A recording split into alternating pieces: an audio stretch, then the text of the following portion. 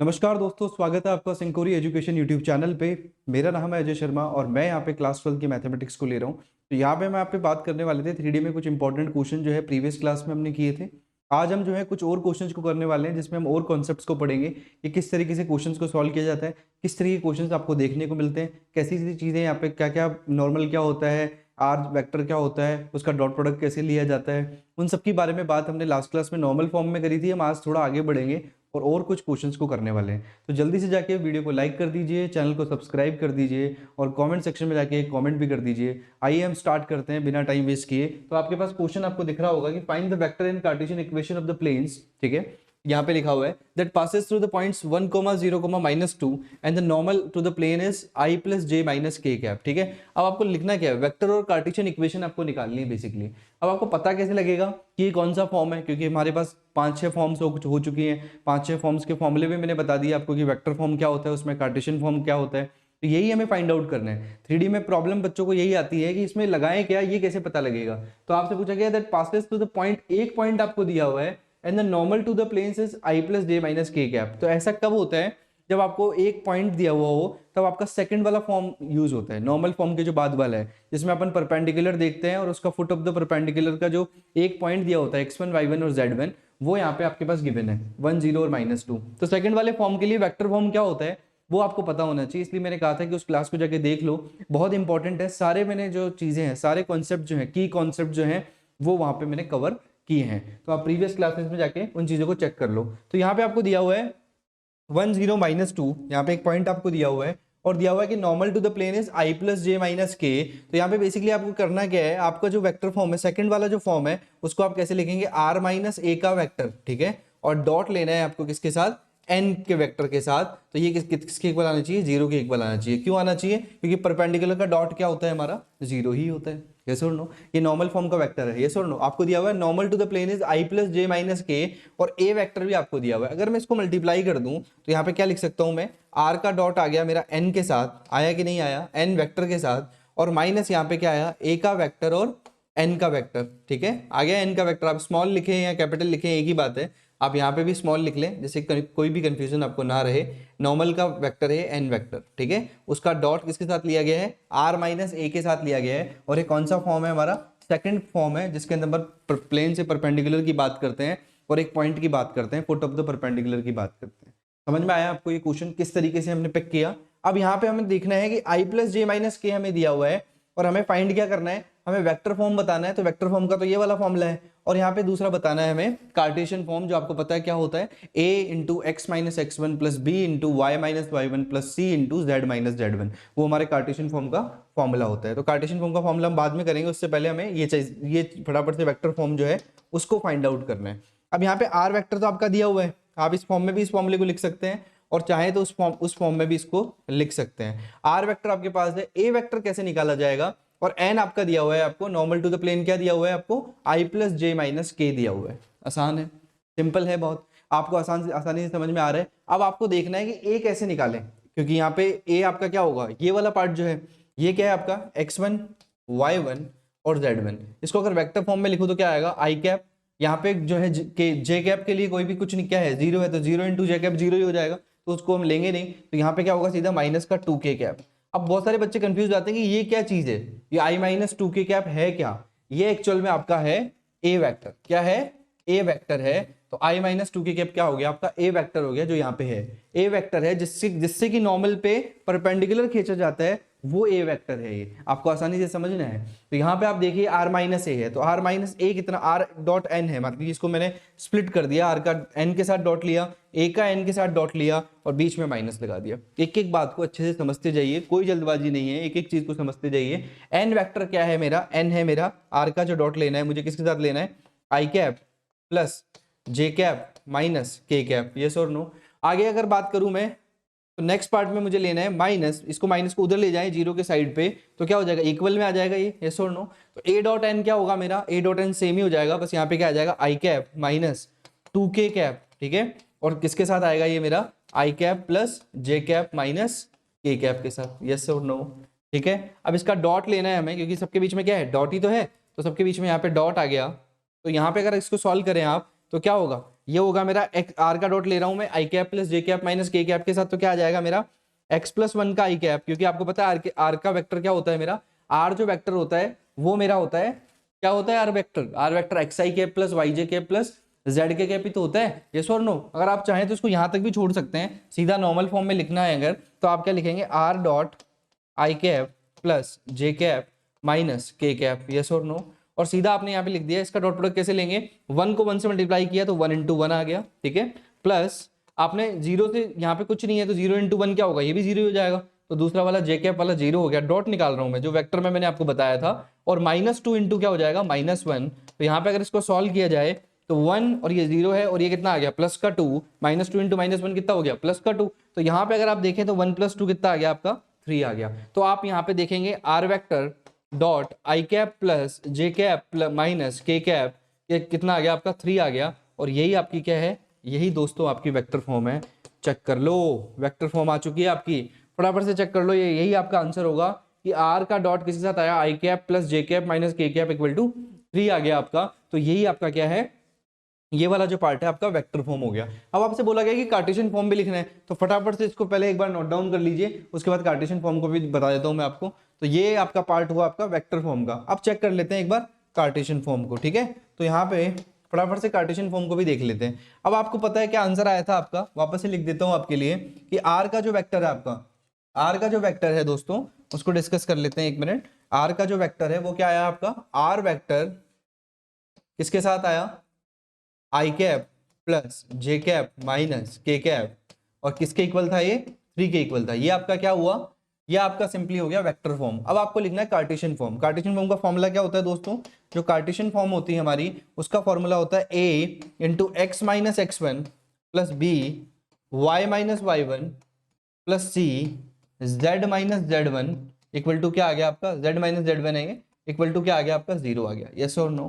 तो ये आपका जो पार्ट है ये क्या हो गया मेरा। अब लोग कंफ्यूज ये होते हैं कि x1 y1 z1 किसको लिया जाए, x1 y1 z1 होते क्या है, abc क्या होते हैं, उन सब के बारे में बात करेंगे। तो abc तो दोस्तों यहाँ पे जो आपका ये r के साथ आपने डॉट लिया है, किसका डॉट लिया है, आर डॉट जो आपने लिखा आई cap plus J minus k cap equal to 3, ये आई cap plus j cap minus k cap आपका x1 y1 z1 नहीं है, ये आपको क्या देगा, डायरेक्शन रेशियोज देगा। क्या देगा, डायरेक्शन रेशियोज देगा। एबीसी क्या है यहाँ पे, डायरेक्शन रेशियोज है, तो इसके डायरेक्शन रेशियोज कैसे लिखेंगे, एबीसी एक कौन होता है, आई का कोफिशिएंट तो कौन हो गया 1 कॉमा 1 और क्या आ गया -1, तो ये क्या हो गया A B C, A comma B comma C आपके डायरेक्शन रेशियोज आ गए। आपको पता लग गया किस तरीके से डायरेक्शन रेशियोज को हम लिखते हैं।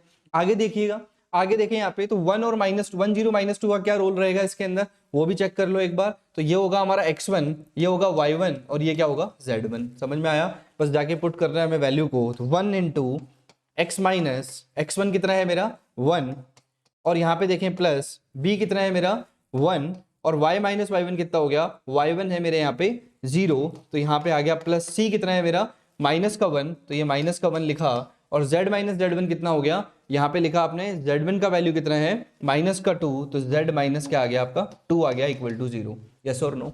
चेक कर लो। अब यहाँ पे आगे देखेंगे तो क्या आया हमारा x, यहाँ पे आगे आपने लिखा x -1 है, तो x -1 ही आ गया आपका, x -1 इंटू एक्स 1 तो x -1, और यहाँ पे लिखा +1 को, तो यहाँ क्या आया, केवल आपको y मिला।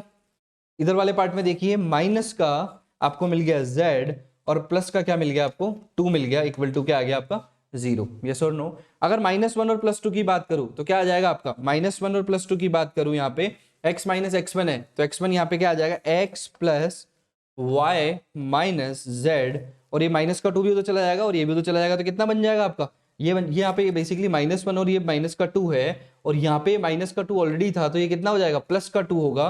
तो ये कितना आएगा दोस्तों, इसको आसानी समझ लीजिए, माइनस एक भी गलती आपके आंसर को गलत कर सकती है। तो यहाँ पे -1 और -2 उधर जाएंगे तो क्या बन जाएगा आपका 3 बन जाएगा। तो बेसिकली चेक कर लो, ये x plus y minus z की फॉर्म में क्या आ गई हमारी, ये हमारी प्लेन की इक्वेशन आ गई, यही हमारा क्या है कार्टेशियन फॉर्म है। तो x plus y minus z equal to 3 will be the answer. आपका आंसर क्या होगा, x plus y minus z equal to 3। उम्मीद करता हूं ये वाला पार्ट भी आपको समझ आया होगा। अब नेक्स्ट क्वेश्चन की तरफ बढ़ते हैं, अगले क्वेश्चन की तरफ बढ़ते हैं। उससे पहले आप इसको फटाफट से स्क्रीनशॉट ले लीजिए। अगला क्वेश्चन देखिएगा, नेक्स्ट क्वेश्चन यहाँ पे चेक कर लेते हैं। नेक्स्ट क्वेश्चन चेक करने से पहले आप इसका फटाफट से स्क्रीनशॉट जरूर ले लीजिएगा, जिससे कि आपको क्लियर होता जाएगा।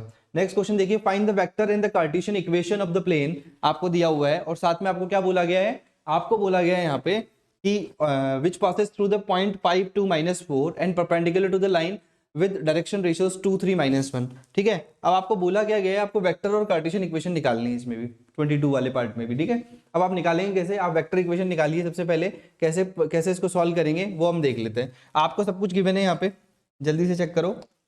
देखो यहाँ पे आपको दिया हुआ है equation of the plane from the point 5 2 -4 and perpendicular to the line which direction ratios 2 3 -1। अब आपको ए भी दिया हुआ है 2, बी भी दिया हुआ है 3 और सी भी दिया हुआ है -1। अच्छे से पढ़ लो क्वेश्चन को, कोई भी दिक्कत नहीं होगी आपको। उसके बाद आप इसको लिख सकते हैं किस वेक्टर फॉर्म में, 2i cap plus 3j cap minus k cap, yes और नो। तो ये आपका वेक्टर फॉर्म हो गया। किसको लिख दिया आपने, सीधा सीधा डायरेक्शन रेशियोज के लिख दिया। एक पॉइंट से पास हो रहा है तो क्या आएगा इसका भी, 5 2 और -4। ये क्या है आपके, चेक कर लो, x1 y1 और z1 है, सब वैल्यूज आपको पता है। इसके बाद आप क्या कर सकते हैं, इसका डायरेक्शन रेशियोज, आप डायरेक्शन रेशियोज से आपने वेक्टर लिख दिया, इसका भी वेक्टर क्या हो जाएगा, 5i cap plus 2j cap minus 4k cap, yes और नो। इसका भी वेक्टर आपने लिख दिया। एक्चुअल में ये है क्या, यही तो है ए वेक्टर क्या है आपका, यही तो है 5i cap plus 2j cap minus 4k cap, yes और नो। आगे देखिए ये वाला जो पार्ट है आपका, ai cap plus 3bj cap minus ये प्लस 3k कैप, या -1 का k कैप आपने लिखा, तो इस फॉर्म में आपने लिख दिया डायरेक्शन रेशियोज को भी। ठीक है, अब डायरेक्शन रेशियोज को आप लिखते किस में, डायरेक्शन रेशियोज होते क्या है, डायरेक्शन रेशियोज किसको बताते हैं, डायरेक्शन रेशियोज हमें बताते हैं कि ये क्या है, n वेक्टर है। क्या है ये, n वेक्टर है, नॉर्मल टू वेक्टर, नॉर्मल पे जो वेक्टर है वो है ये। तो हम लिखते कैसे हैं, r वेक्टर माइनस a का वेक्टर डॉट किसके साथ लेते हैं, n के वेक्टर के साथ, इक्वल टू क्या आता है, 0, यस और नो। अब हम यहाँ पे लिख देंगे कि r का वेक्टर तो r का वेक्टर ही है। ठीक है, a कौन है हमारा, a कौन है, 5i कैप, यही तो होगा हमारा a जो पार्ट है वो क्या है, 5i cap plus 2j cap minus 4k cap. तो माइनस में क्या ले लेंगे अपन, सीधा सीधा यहाँ पे माइनस में आ जाएगा हमारा a vector 5i cap plus 2j cap minus 4k cap, yes और नो। बोलिए, चेक कर लो फटाफट से। ठीक है, और यहाँ पे डॉट किसके साथ ले लेंगे, n वेक्टर के साथ। तो n कौन है मेरा, 2i cap plus 3j cap minus k cap, yes और नो। हुआ कि नहीं हुआ, ये चेक कर लो इसको। तो यहाँ पे क्या है, 2i plus 3j minus k cap आ गया हमारा, सिंपली उसका डॉट हमने ले लिया। r माइनस क्या था हमारा फॉर्मूला, r माइनस a का वेक्टर डॉट लिया n के वेक्टर के साथ, तो कितना वैल्यू आ गया, 0 आना चाहिए। तो इक्वल टू क्या कर देंगे दोस्तों, 0 कर देंगे, यस और नो। अब इसको यहाँ पे डॉट प्रोडक्ट लेना है, मेरे डॉट प्रोडक्ट है, इसको थोड़ा मैं साफ करके अच्छे से आपको लिख देता हूँ, जिससे आपको क्लैरिटी से क्लियर हो जाए। तो यहाँ पे किसका डॉट लिया मैंने, इसका डॉट लिया, ये यहाँ पे ब्रैकेट क्लोज है, डॉट किसका है, n का। तो n क्या है मेरे यहाँ पे, 2i कैप प्लस क्या आएगा, 3j minus k cap, yes और नो। और ये कितना हो गया यहाँ पे, किसके इक्वल आया, ये 0 के इक्वल आ गया। यहाँ तक बात समझ में आ गई आपको। वेक्टर फॉर्म हम लिख रहे हैं, उसके बाद कार्टेशियन फॉर्म भी बता दूंगा आपको। तो यहाँ पे आप देखेंगे तो r क्या होता है, xi cap plus yj cap plus zk cap, yes और नो। तो x के साथ इसको लिखेंगे, इसका कंपैरिजन इसके साथ करवा लेंगे, तो सीधा सीधा माइनस का साइन लगा हुआ है, तो पूरा पार्ट पे क्या लग जाएगा, माइनस लगता जाएगा। तो यहाँ पे आप चेक करते जाइए, n का सबका वैल्यू मैंने आपको बता दिया है। आप फटाफट से जो ऊपर वाला पार्ट आपने वो नोट कर लिया होगा, तो आप जल्दी से नेक्स्ट पार्ट की तरफ देख लीजिए। तो यहाँ पे नेक्स्ट पार्ट देखिए, r माइनस 5i कैप है, तो मैं क्या लिख सकता हूँ इसको, x माइनस 5, क्योंकि आपको पता है r वेक्टर जो होता है वो क्या होता है, x i cap plus y j cap plus z k cap. तो x के साथ i आएगा तो x माइनस 5, क्योंकि माइनस लगा हुआ है ना बीच में दोस्तों, तो माइनस यहाँ पे लगा हुआ है। अब यहाँ पे लिखेंगे y प्लस 2, तो क्या आएगा यहाँ पे, ये तो i कैप हो गया। नेक्स्ट लिखिए y प्लस माइनस प्लस क्या हो जाएगा, माइनस, तो y minus 2 j cap, yes और नो। आगे देखिएगा z माइनस 4, तो क्या हुआ, माइनस माइनस प्लस हो गया, तो क्या हो गया, z plus 4 k cap, yes और नो। क्लियर है क्या, यहाँ तक क्लियर है क्या। अब यहाँ पे इसका डॉट प्रोडक्ट हमें लेना है किसके साथ, इसका पूरे का डॉट प्रोडक्ट हमें लेना है, 2i plus 3j dot product लेना है किसके साथ, 2i प्लस 3j माइनस क्या आ जाएगा मेरा k कैप, यस और नो। अब यहाँ पे ये j कैप है, ठीक है, तो j कैप है, तो आपको पता है कोफिशिएंट्स के साथ आप क्या कर लेते हैं, उसको मल्टीप्लाई कर लेते हैं, डॉट प्रोडक्ट लेते हैं। तब ये डॉट प्रोडक्ट आपको लेना है ना, तो डॉट प्रोडक्ट कैसे लेंगे, x माइनस 5 को मल्टीप्लाई करेंगे किसके साथ, x माइनस 5 मल्टीप्लाई हो जाएगा किसके साथ, 2 के साथ, यस और नो। आगे देखिएगा y माइनस 2 किसके साथ मल्टीप्लाई हो जाएगा, plus 3 into y minus 2, yes और नो। और नेक्स्ट जो पार्ट है आपका वो क्या हो जाएगा, z प्लस 4 के साथ मल्टीप्लाई हो जाएगा माइनस के 1 के साथ, तो ये आ गया आपका z प्लस 4 इक्वल टू क्या आ जाएगा आपका दोस्तों, 0 आ जाएगा। ये देखिए यही फॉर्मेट चल रहा है। अब इसको आप सॉल्व करेंगे तो आपका आएगा यहाँ पे 2x और ये आएगा प्लस का 3y, और ये आएगा यहाँ पे, ये z है दोस्तों, तो ये क्या हो जाएगा आपका माइनस का z, और यहाँ पे 2 5 10 होगा तो क्या आ जाएगा माइनस का 10, और यहाँ पे 3 2 6 होगा तो माइनस का 6, और यहाँ पे अगर बात करें तो ये होगा मेरा -1 को -4 से मल्टीप्लाई करेंगे तो माइनस का 4 आ जाएगा, -1 इंटू प्लस का 4 करेंगे तो माइनस का 4 आ जाएगा, और यहाँ पे इक्वल टू क्या कर देंगे 0 कर देंगे। तो आप फटाफट से इसको देखेंगे तो आपको क्या मिल जाएगी, ये पूरी की पूरी प्लेन की इक्वेशन मिल जाएगी दोस्तों। आप इसको पूरा का पूरा उस फॉर्म में लिख रहे हैं, पूरा कार्टेशियन फॉर्म आपका निकल के आ जाएगा यहाँ पे। तो 2x plus 3y minus z, और ये कितना हो गया मेरा -16, और ये कितना हो गया 20, तो जगह क्या हो जाएगा मेरा 6 4 10, -10 और -10 कितना माइनस का 20, तो जगह क्या हो गया प्लस का 20, तो 2x plus 3y minus z equal to 20 मेरा क्या हो गया, ये फाइनल इक्वेशन आ गया। आप चाहे इसको वेक्टर फॉर्म में लिखेंगे तो वहां तक छोड़ना है आपको कि r के साथ लिखा आपने किसको, r-1 वेक्टर लिखा, उसके बाद आपने क्या लिखा डॉट लिया किसके साथ, n के साथ डॉट लिया, और यहाँ पे क्या लिख दिया इक्वल टू 0, तो वहां तक तो आपका वेक्टर फॉर्म हो गया, और ये आपका क्या हो गया है फाइनल आंसर हो गया, कार्टेशियन फॉर्म भी आपने लिख दी है। यस और नो, दोनों चीजें चेक कर लो, और बहुत आसान क्वेश्चन है, आसानी से आप इसको समझ सकते हैं। बस माइनस और प्लस का आपको विशेष ध्यान रखना है, ऐसे क्वेश्चंस में माइनस और प्लस में थोड़ी सी गड़बड़ हो जाती है। तो बिफोर द प्रोसीड अपन आगे बढ़े उससे पहले आप इसको pause the video and note it down, जल्दी से इसको नोट डाउन कर लीजिए। यहाँ पे हमने ये क्वेश्चन भी चेक कर लिया दोस्तों, आपने स्क्रीनशॉट भी ले लिया है और सारी चीजें अच्छे से क्लियर होती गई है। अब यहाँ पे देखिए find the equation of the planes that passes through the 3 points 1, 1, -1 6 4 -5, ठीक है, ऐसे क्वेश्चंस आपको दिए होते हैं, और यहाँ पे दिया हुआ है -4 -2 एंड 3। तो ये वैसे है क्या 3 नॉन कोलिनियर पॉइंट्स जो है वो वाला फॉर्म है जो थर्ड फॉर्म हम डिस्कस करते हैं। लेकिन सबसे पहले हमें एक बार चेक करना पड़ेगा कि ये तीनों के तीनों पॉइंट्स नॉन कोलिनियर है या नहीं है। जब अगर वो नॉन कोलिनियर होंगे तभी हम उसमें जो है अपना कॉन्सेप्ट अप्लाई कर सकते हैं, अदरवाइज हम इसमें कैसे भी इसको सॉल्व ही नहीं कर पाएंगे। ठीक है, तो सबसे पहले इसको चेक करेंगे कि ये कोलिनियर है या नहीं है। ठीक है, अगर कोलिनियर हुआ तो क्या करेंगे, उसमें क्या हो जाएंगे इनफाइनाइट नंबर ऑफ प्लेन्स आ जाएंगे। आपसे पूछा गया है कि आपसे find the equation of the planes that passes through the 3 points. 3 point से अगर एक यूनिक प्लेन जाते हैं तभी तो आप इक्वेशन बता पाएंगे। अगर उससे इनफाइनाइट नंबर ऑफ प्लेन्स वहां से जा रहे हैं, अगर बहुत सारे प्लेन जो है वो पास हो रहे हैं, अगर पैरेलल लाइंस हो जाती हैं, कोलिनियर हो जाता है तो बहुत सारे प्लेन पास हो जाएंगे, तो यहाँ पे हम बोल ही नहीं सकते कि यहाँ पे उसका इक्वेशन क्या होगा। तो हम डायरेक्टली कह देंगे कि 2 लाइन पैरेलल हैं तो उसमें इनफाइनाइट नंबर ऑफ प्लेन्स हो जाएंगे। देखिए यहाँ पे देखते हैं ये यहाँ पे कोलिनियर है या नहीं है, उसको चेक कर लेते हैं। तो यहाँ पे मान लीजिए ए है, ये बी है और ये सी पॉइंट है, तो हमें क्या निकालना पड़ेगा, ए बी का डायरेक्शन रेशियो निकाल लेते हैं। ठीक है, ए बी का डायरेक्शन रेशियो नहीं, सॉरी पोजीशन वेक्टर निकाल लेते हैं, पोजीशन निकाल लेते हैं इसका। तो क्या आया हमारे पास 6 -1, ठीक है, B2A बताया हुआ है मैंने आपको, वेक्टर में भी आपने देखा होगा 4 -1, ठीक है। उसके बाद आया -5, कभी भी आपको चेक करना हो तो आप इस तरीके से कर सकते हैं, -5 -1 तो क्या हो जाएगा प्लस का 1 हो गया। अब आपको निकालना है BC, निकाल लेते हैं ये भी। C2B के अंदर देखिएगा -4 -6, ठीक है। नेक्स्ट देखिए -2 -4, ये भी चेक कर लिया।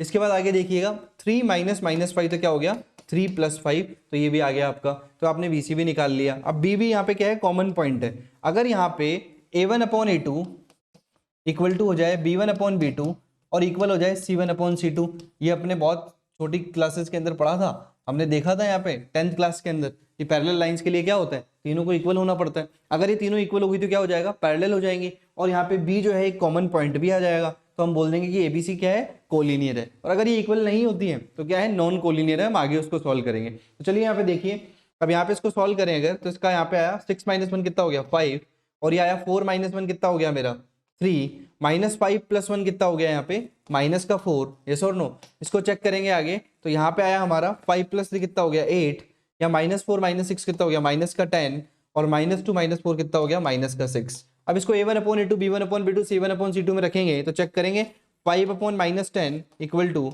3/6 इक्वल टू -4/8। इसको चेक किया तो क्या आया हमारा फाइनल, यहाँ आया -1/2, यहाँ भी -1/2, और यहाँ भी क्या आया -1/2। इसका मतलब क्या हो गया तीनों ही इक्वल है, A1/A2 equal to B1/B2 equal to C1/C2। इसका मतलब ABC जो है वो क्या है, ये जो लाइन है ABC, जो AB और BC जो वेक्टर आपने निकाले हैं यहाँ पे, इनके जो यहाँ पे पोजीशन निकाला है आपने कि क्या किस डायरेक्शन में होगा क्या होगा, तो वो क्या होंगे हमारे दोनों के दोनों पैरेलल होंगे। अगर ये पैरेलल होंगे तो यहाँ पे क्या होगा, आप कह सकते हैं कि ये तीनों के तीनों जो पॉइंट है वो क्या है कोलिनियर है। और अगर कोलिनियर हो गया तो 3 नॉन कोलिनियर पॉइंट वाला फॉर्म लगाने का तो सवाल ही नहीं उठता।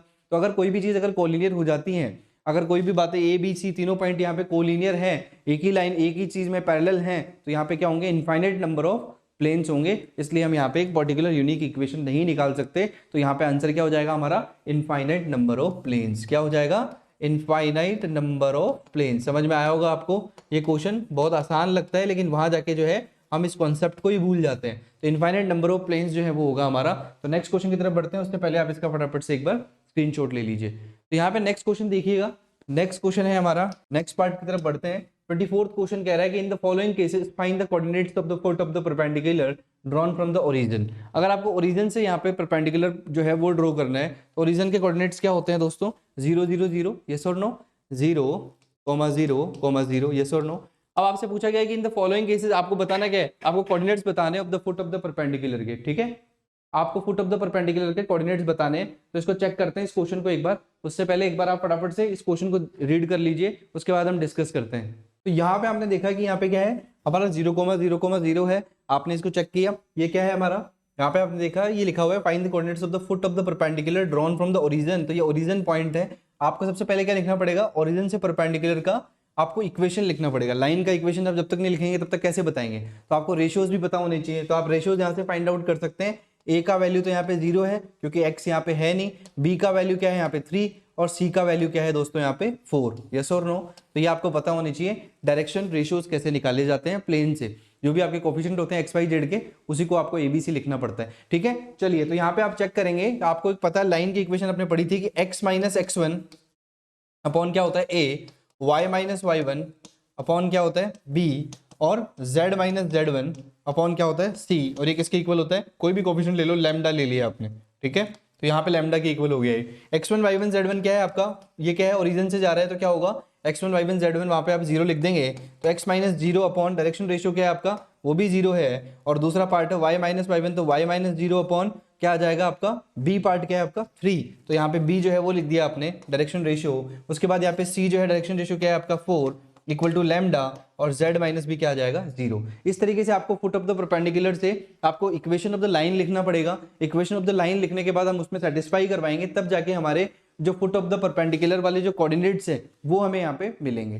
ठीक है। तो आपको समझ में आ रहा होगा मैं किस वे में बात कर रहा हूँ। जिसने भी यहाँ पे लाइन की इक्वेशन देखी है, मेरी लास्ट क्लासेस देखी है, उनको सारी चीजें यहाँ पे क्लियर हो रही होगी। तो यहाँ पे x माइनस 0 है, तो इसको लैम्डा के इक्वल करेंगे तो 0 जाएगा, तो x का वैल्यू तो कितना आ जाएगा दोस्तों 0 आ जाएगा। y का वैल्यू कितना आ जाएगा, y इक्वल टू आ जाएगा हमारा 3 लैम्डा, और यहाँ पे z इक्वल टू कितना आ जाएगा 4 लैम्डा, यस और नो। अगर ये यहाँ पे x y z जो है उस लाइन पे सेटिस्फाई हो रहे हैं, तो यहाँ पे क्या होगा, ये प्लेन की इक्वेशन में भी सेटिस्फाई होंगे, यस और नो। उसी प्लेन के अंदर तो है वो, उसी पे तो परपेंडिकुलर लाइन जा रही है, यस और नो। तो यहाँ पे क्या करेंगे, इन्हीं चीजों को x y z को किससे सेटिस्फाई करवाएंगे, प्लेन की इक्वेशन से सेटिस्फाई करवाएंगे, जिससे कि हमें पता लगेगा कि लैम्डा का वैल्यू क्या आएगा, और उसको उठा के फिर किस में रखेंगे हम, सीधा सीधा यहाँ पे x y z की वैल्यू में जो फुट ऑफ द परपेंडिकुलर है, जो कोऑर्डिनेट्स हैं वो हमें मिल जाएंगे, ठीक है। तो उम्मीद करता हूँ आपको ये बात समझ में आ रही होगी। यहाँ पे लिखा है 3 इंटू वाई, तो y क्या है मेरा 3 लैम्डा, तो 3 लैम्डा लिख दिया, सीधा सीधा इक्वेशन में पुट कर रहा हूँ। और यहाँ पे क्या लिखा मैंने, प्लस 4 इंटू क्या आ जाएगा मेरा, z क्या है मेरा 4 लैम्डा, ये भी लिख दिया, ठीक है। और नेक्स्ट पार्ट है मेरा इक्वल टू 6 कर देता हूँ, माइनस का 6 है तो जाएगा क्या हो जाएगा 6 हो जाएगा। तो ये आ गया मेरा 9 लैम्डा। ये क्वेश्चन बहुत इंपॉर्टेंट है, ऐसे क्वेश्चन पूछ लिए जाते हैं। 16 लैम्डा इक्वल टू 6 आ गया। 9 और 16 कितना होता है दोस्तों, ये होता है हमारा 25, तो 25 लैम्डा इक्वल टू क्या आ गया 6, तो लैम्डा का वैल्यू कितना आ गया 6/25, यस और नो।